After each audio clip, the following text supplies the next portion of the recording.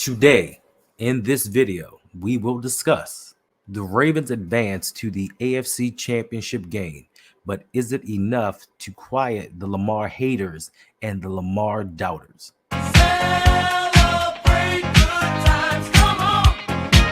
Let's celebrate. Not bad for a running back. Once again, Lamar Jackson sets even more records. The Ravens' dominance over the best teams in the NFL should not be overlooked. And finally, Lamar Jackson's post-game comments. What did this game and what did moving on mean to him? All coming up next.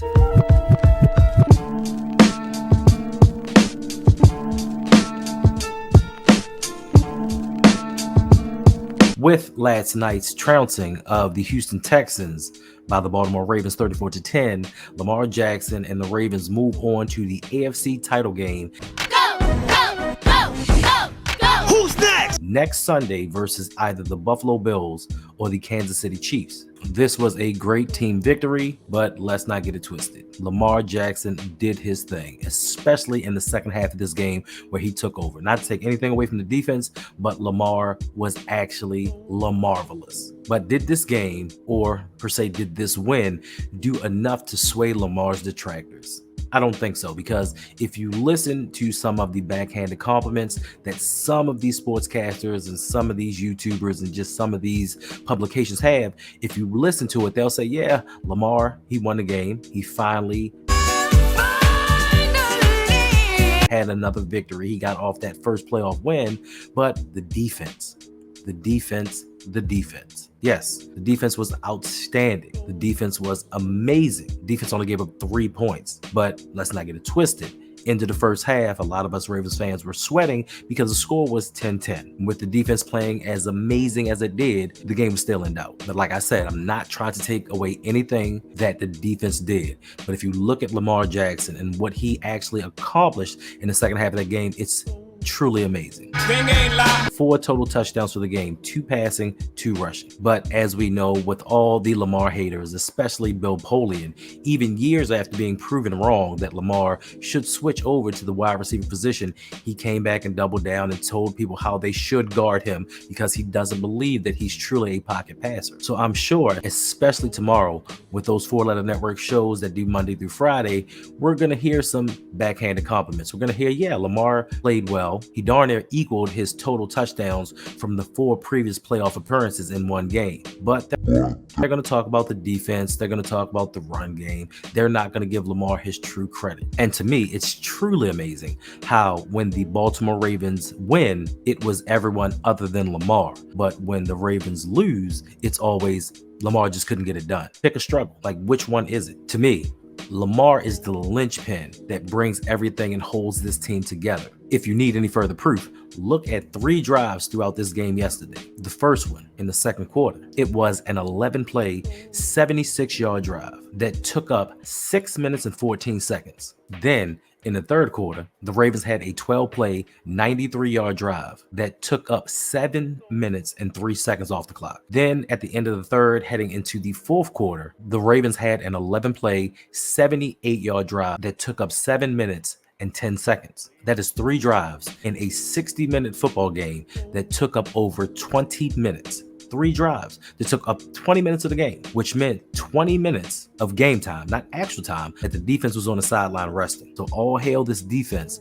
But truly, Lamar takes this team to the top. But what truly gets us wins, what's truly going to get us this Super Bowl title is Lamar Jackson. And I can't wait for tomorrow to see how far they move the goalposts, how they talk about, well, he won against a rookie quarterback. Oh, he didn't have that many passing yards. Bump the passing yards, look at his efficiency. What was his efficiency during this game? He didn't have to throw because he gave them a masterclass on how to toy with a defense. The defense didn't know what to do. On some of those runs, you had the defense running one way and Lamar was going the next. They didn't know where this man was. So to me, in today's NFL, it doesn't matter how you get it done. It's all about that W. So after a rough start in the first half, we did what we should have done the whole game. Just put the ball in Lamar's hands and let it go. Let it go. And when that happens, it leads to this. dance, dance, dance, dance, dance. So listen, funny, not really funny, but something that I was thinking about yesterday. And I'm not trying to minimize anything that's been done whatsoever. So to think one game, and everybody talks about Lamar's playoff failures, but I was thinking to myself, it took one game for the Ravens to get to the AFC Championship game. Just one win that changed the fortunes of a quarterback that's going to change his legacy throughout history. One game. And then I thought, what did it take to get to this point? It's crazy. You had to win during a regular season and you had to win a lot. So to get one game away from the AFC Championship just by playing one, you had to have done a lot. And I think it's minimized what Lamar Jackson does for this team to get them to that point. One game, AFC Championship. It's wild to me. It seems so simple now that we've done it, but in years past, it just seemed insurmountable. Like, man, it's just so hard to get to the AFC Championship or get to a Super Bowl. But Lamar's put us in position year after year to win one game and get there. We just haven't done it up until now, but like that was just crazy to me. So even in year 6, Lamar Jackson, it just seems to me every week is setting a new record. But what do you expect from the future 2-time MVP? Yesterday's victory gave Lamar Jackson his first home win. Hard to believe he was 1-3 in the playoffs, 1-1 on the road, and 0-2 at home. Crazy to think that we can't win at home. Also, Lamar Jackson became the first player in NFL history to pass for 2 touchdowns, rush for 2 touchdowns, rush for 100 yards, and have a passer rating of at least 100.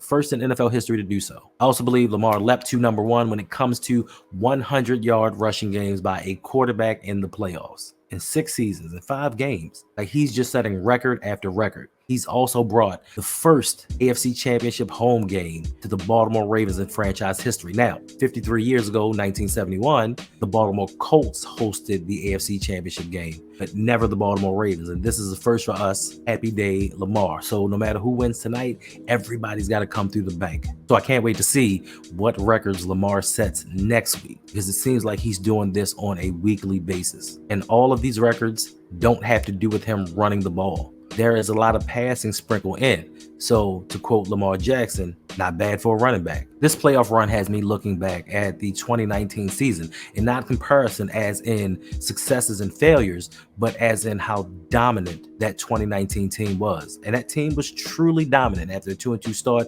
they reeled off 12 straight wins. And it had me looking at this season. They have been so dominant this season that when playing against teams with a winning record, they beat 8 of them by 14 points or more. That means they are blowing the best teams in the NFL out. It's not even a contest. And if you want to take this a step further and look into it, when it comes to division winners, so the best team in divisions, the Ravens are 4-0 versus them. 4-0. They've outscored them 130 to 44. So these teams are supposed to be the best of the best of the best, and the Ravens are making them look silly. So when they talk about Super Bowl favorites, who they think is going to advance and do all of these things, I think that this is one thing that is slept on by a lot of people. When the Ravens play the best, they are at their best, and it's not even close. So all hail the 2019 team. This 2023 team is even better, and proof by the fact that the Ravens are going to the Super Bowl. I said it here, speaking it in the air, just like I did with the AFC Championship. I spoke it in the air. It's going to come true. It's not bragging. It's not boasting. It's not being overly confident. Once again, when this team plays the best teams in the NFL, not just the AFC, they dominate. So next time when your favorite team plays Baltimore, I need you to think twice about your team winning, because the only team that can actually defeat the Ravens are the Ravens themselves. If they play up to their capabilities, I don't think there's a team that can stop us. We have too many weapons, and possibly we're getting Mark Andrews back, so that just adds another layer to this, where who are the teams going to stop? Defensively, teams cannot score on us. We have the #1 scoring defense in the NFL. Even last night, without the sacks and without the turnovers, we gave up 3 points. So for these reasons, and not these reasons alone, the Baltimore Ravens to the Super Bowl, the Ravens are going to be the NFL champions come the end of the 2023 season. About more words. And last but not least, the post-game interviews. If you heard Lamar Jackson in his post-game interviews, and we'll take a listen to some of the things that he said in a moment, you will know that Lamar Jackson truly felt this game. Like he was asked if he heard the background noise and things that were being said, and he was like, of course I've heard these things. And I think that he took it personal, because if you look out through the game, Lamar was visibly upset. Now, I know people have made fun of Patrick Mahomes and him slamming his helmet and doing these things, but Lamar Jackson did the same thing. And I think he just wanted this game so bad. He wanted these things to be so perfect, because if he'd have lost this game, this would have put him in uncharted territory. They would have mercilessly went at Lamar Jackson like he was never an MVP at all. So I think to him, he took this game, put it on his shoulders, and he wanted his teammates to raise that level as well. Should I say his teammates on the offensive side of the ball, because him and Ronnie Stanley just kept going at it. His team was not blocking well, and Lamar Jackson started to feel the pressure. So here's Lamar and some of the outtakes from what he had after the Ravens victory.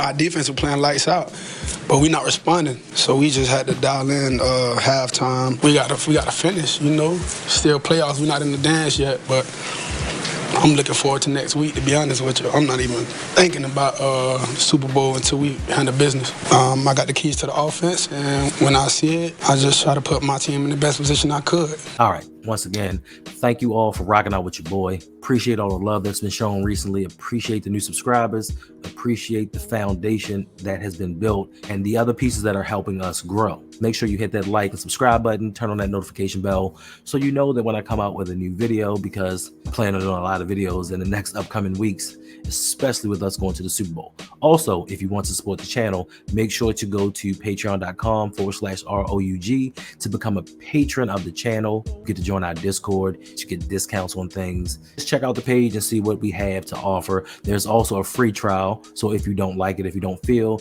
that you want to be a part of the community, it costs you nothing. So to my patrons, remember, April 6th, stadium tour, and hang out afterwards, mini meet and greet. And yes, I will see you all next time. It's your boy.